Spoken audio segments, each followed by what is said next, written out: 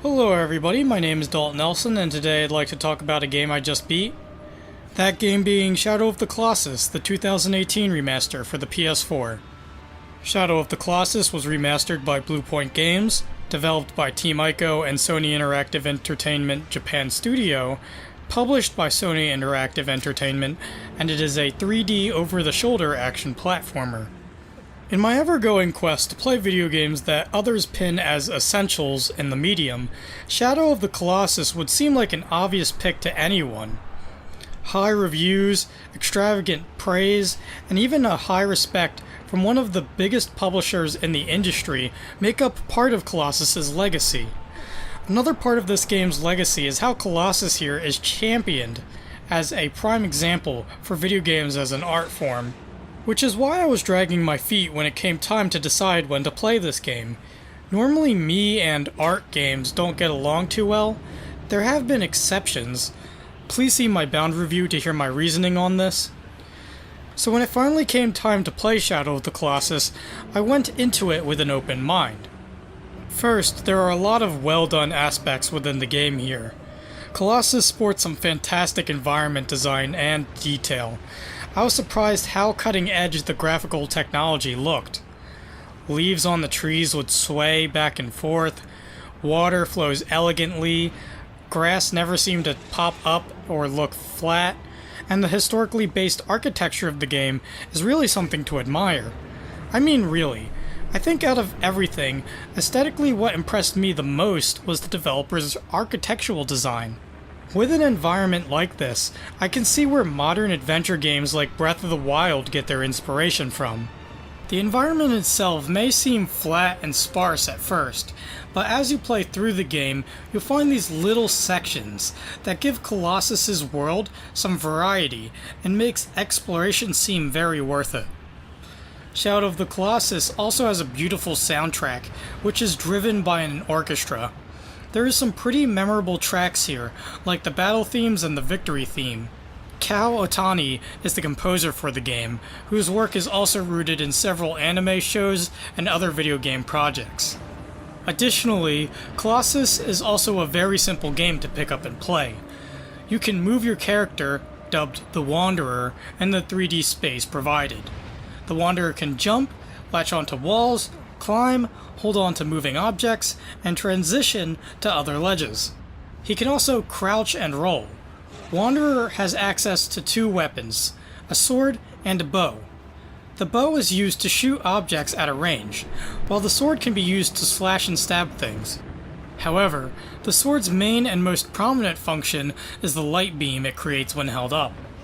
How the main gameplay loop works in Colossus is that you start in the main temple, where you are given the task by a disembodied voice of a god telling you where your next foe is.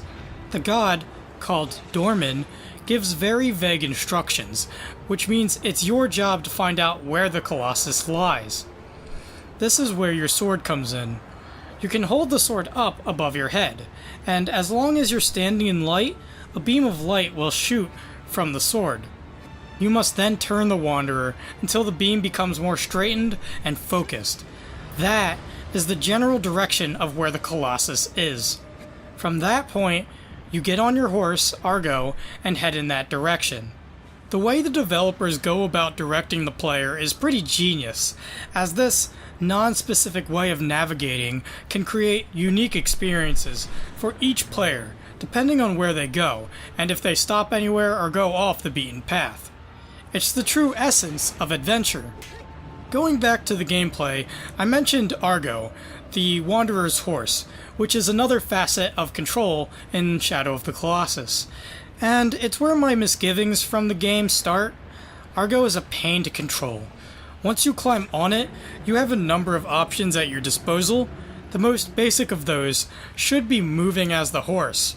However, Colossus requires you to tap the move button a couple of times before Argo gets to an acceptable speed. It wasn't until later on in the game when I found out that you could just hold the button to get the horse to top speed right away. Once you get moving, there then comes the matter of controlling the horse. The speed of the horse stays at whatever value is set for it, so the control stick is used to guide the direction of the horse. If there are any obstacles in front of Argo whatsoever, the horse will stop dead. These obstacles can be pretty obvious, like cliffs and walls, but the horse also stops at tree trunk roots, larger rocks, and edges that the horse can jump down, which is another thing. Some ledges Argo can jump down, while others he can't, and it feels completely arbitrary what Argo will do when he reaches a ledge. Argo also has some subtle pathfinding to his AI, where if you let go of the stick, Argo will veer to the nearest path and follow it. This is a nice feature, but it can also be one that gets in the way at times, making control at sometimes awkward, as if you're fighting the horse for control. Then there is the matter of stopping the horse. Like how you must start the horse up by pressing the button a couple times, Argo can only be stopped if you pull the stick down toward you. I can get why they designed it like this, but depending on where your camera is, the horse may just turn instead of slow down. Even then, there is not a clear indication of what speed value Argo is at. So there was times where I thought I had Argo stopped, only for it to keep walking.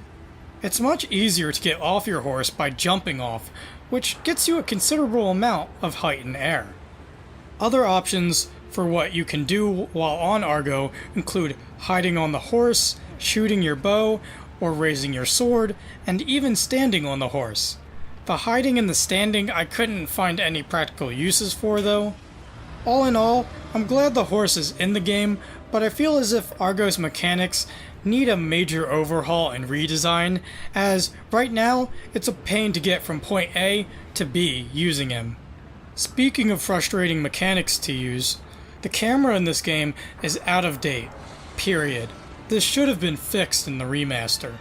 The way the camera acts is that it is always centering to the back of the Wanderer, so when it comes time in the game to do something while moving the Wanderer, expect to constantly be fighting with the camera for control on where it should be looking. The camera's wall collision system is also fairly aged at this point, where if the camera is colliding with a wall, it will get closer and closer to the Wanderer, to a point where it will be shoved into his back, obscuring anything you're trying to focus on. There is one instance where I like the camera doing its own thing, and it's when the camera reorients while riding the horse. The camera frames in such a way where it considers the rule of thirds, putting the Wanderer and Argo to the side, while the other 2/3 of the screen shows the wondrous landscape. This is a fantastic use of cinematography, and really emphasizes the beauty of the world. Now, arguably the biggest part of Shadow of the Colossus, for a lot of people, are going to be the Colossi in the game. This is the third game this year I've played, where the entire game is just a gauntlet of bosses and nothing else. Each game I've played has gone about structuring this concept in a different way. Although, if I had to liken Colossus to either one of these two games, it would be Alien Soldier. Like Alien Soldier, you go through a preamble before fighting the level's boss. Although, in Colossus, you don't fight anything, but rather use the non-specific navigating spoken about earlier, and instead of levels, you navigate through an open world. There are 16 Colossi in total, each very different from each other in how you approach their fights. Overall, this part of the game ended up being the most divisive for me. The idea here is that each Colossi has a puzzle you must solve before you can actually go about attacking its weak points. And depending on which Colossi we're talking about here, I'm going to have different opinions on how satisfying a Colossi fight was. Some were very entertaining, like the one where you must climb the ruins and goad it into ramming the pillar you're on, and repeat that until the Colossi is vulnerable. Some other Colossi weren't very memorable, like the very first Colossi that only really requires you to climb up and attack the big glowing weak spot. The puzzles for these specific Colossi felt less like puzzles and more like one-and-done tricks. All other Colossi were downright frustrating to deal with. These Colossi had puzzles that were so vague and illogical that even the disembodied voice giving you hints wasn't making sense. This includes Colossi like the horse-looking one, where you have to hide from it, Or the giant ape one in the arena, where you have to get to the other side and wait for its beard to come down. That's another negative aspect that plagued every Colossus fight in the game: waiting. Some bosses feel like they take forever to beat, because you have to sit there and wait for something specific to happen. This doesn't help with mechanics like the Wanderer's edge detection system, or his knocked down state, which takes him seconds to recover from. That state specifically created a lot of angry moments in the game for me, as he would be on the ground for so long that by the time he got back up, the thing that knocked him down before knocks him down again. I actually got a couple deaths getting stuck like this. Overall, I would say 7 of the Colossi fights I liked, 4 of them I found so-so, and 5 of them I found frustrating, which means a majority of the time I was leaving a fight unsatisfied in some type of way. Thus I find myself with my final gripe of the game: the color design of the Wanderer here.